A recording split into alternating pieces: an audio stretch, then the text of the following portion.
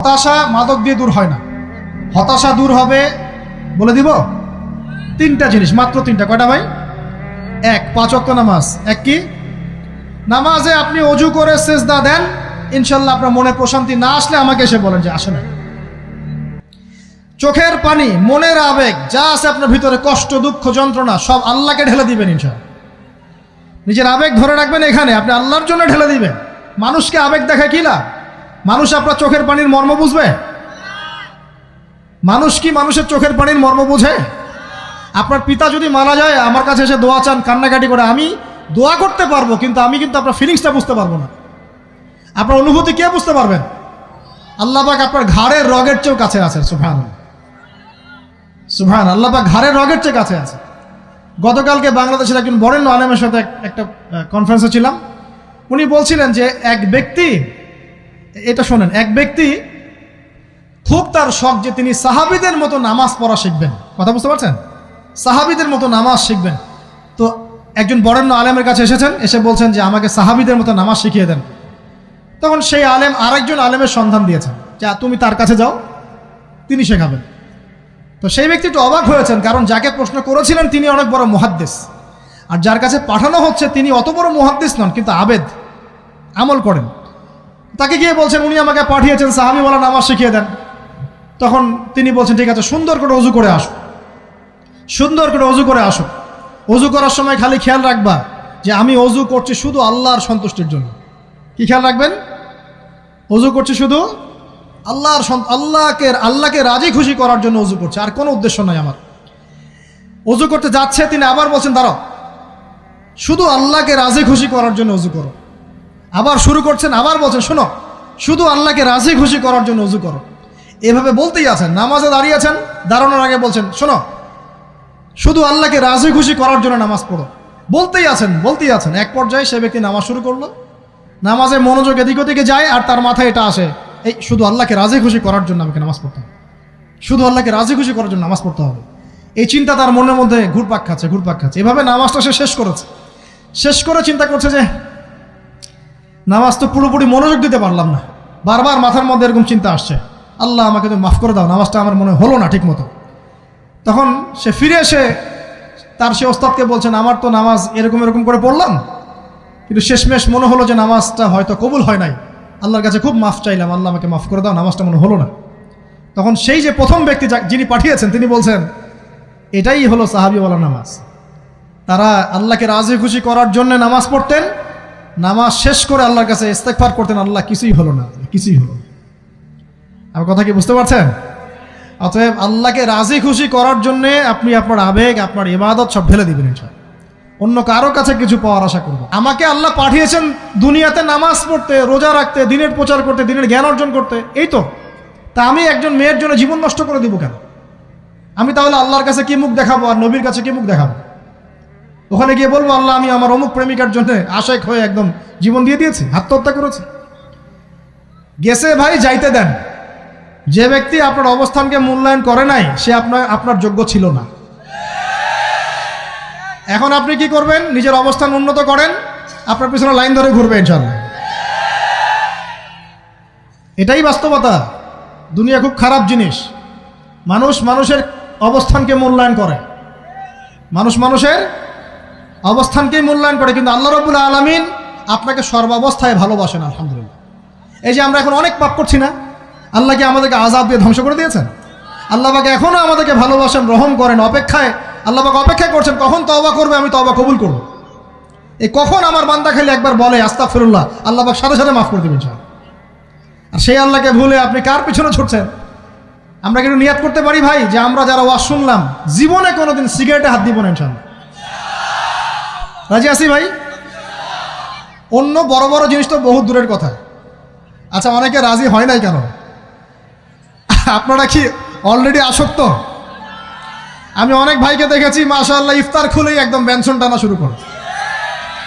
হ্যাঁ, এটা যে হারাম আপনাদের কেউ ওয়াজ করে শোনায় নাই? এটাকে কি মনে করেন আপনারা, হারাম না হালাল? কেউ বলেছে মাকরু, নাকি মাকরু ফতোয়া দিয়েছে?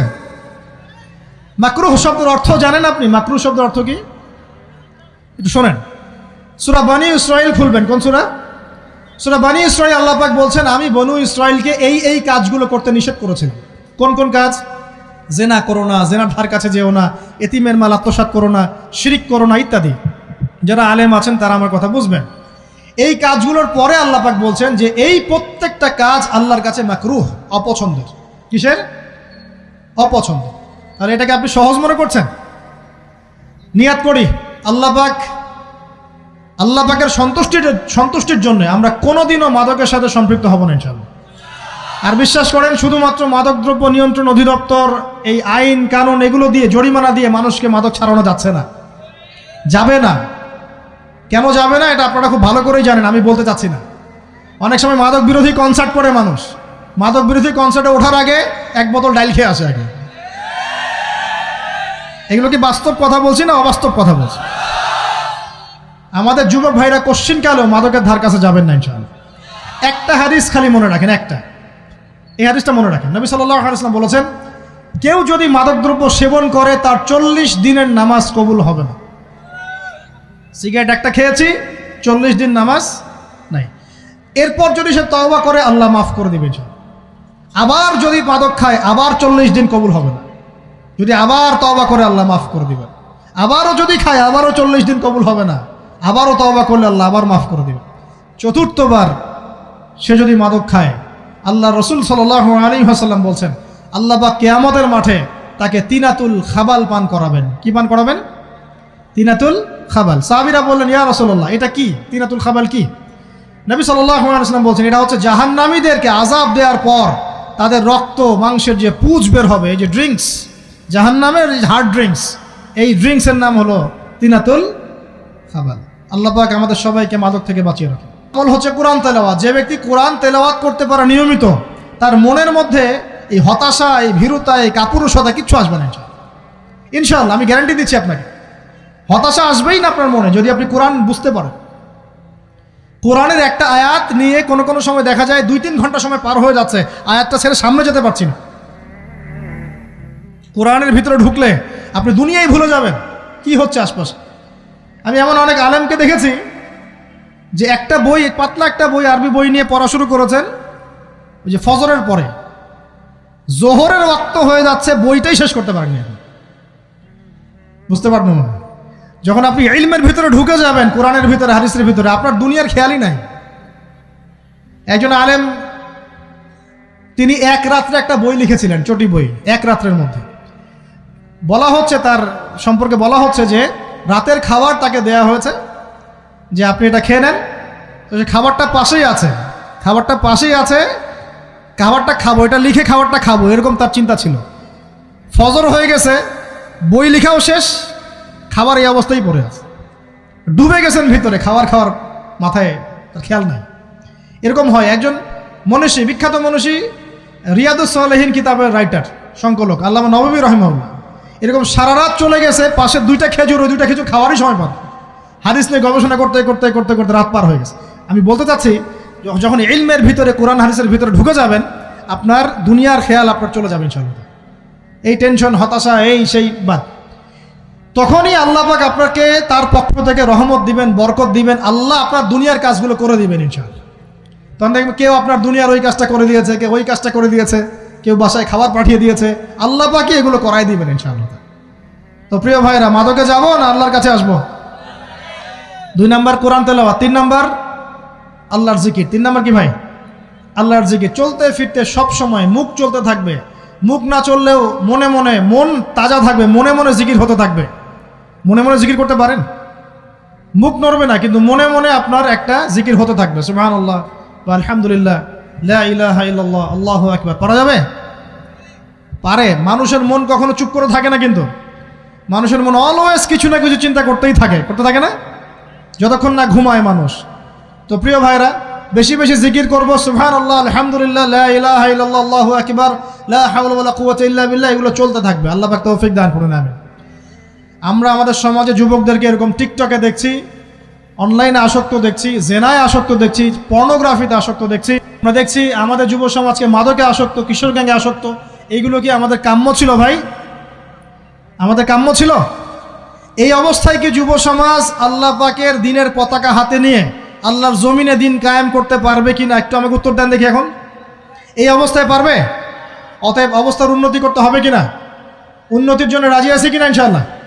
আমরা চাই কি আল্লাহ পাকের দিনটা আল্লাহর জমিনে প্রতিষ্ঠা লাভ করুক, আল্লাহর দিন সবার ঘরে ঘরে পৌঁছে যাক, আল্লাহ পাকের দিনের যে সৌন্দর্য সবাই সেটাই, এই সৌরভটা সবাই পাক, আমরা চাই কিনা? সমাজে শান্তি প্রতিষ্ঠা হোক, আবার সেই রাসূলের মতো যুগ চলে আসুক, আমরা চাই কিনা?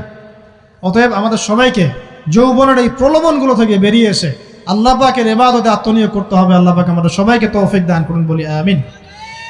আমাদের সবাইকে আল্লাহ রাব্বুল আলামিন কুরআন এবং হাদিসের গভীর জ্ঞান অর্জন করার তৌফিক দান করুন, বেশি থেকে বেশি ইবাদত করার তৌফিক দান করুন।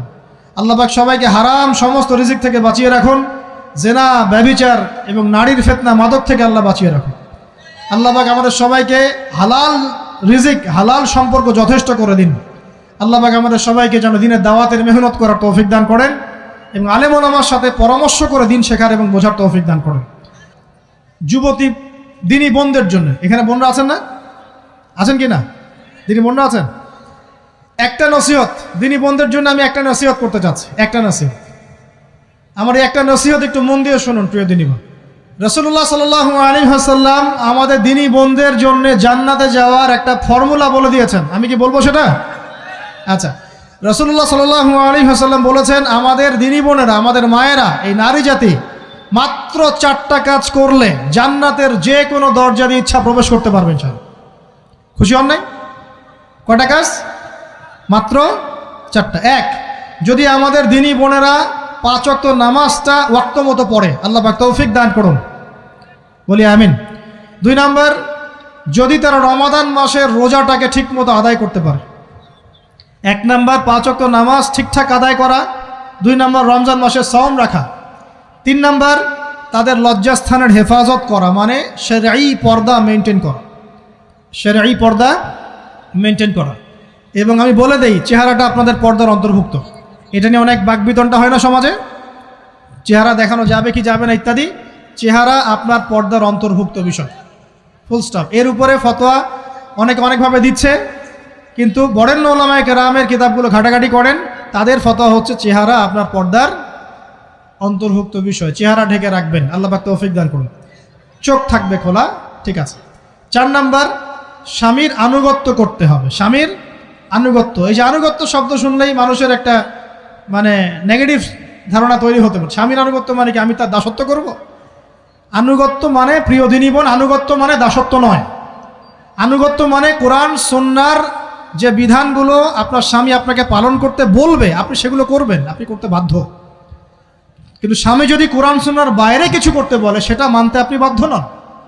স্বামী যদি আপনাকে বলে যে সুদ খাও, এই সুদী এনজিওতে আসো, নাম লেখাও। স্বামী যদি আপনাকে বলে যে আসো বেপর্দায় বাইরে যাই, সাজুগুজু করে বের হও, চলো ঘুরে আসে বেপর্দায়।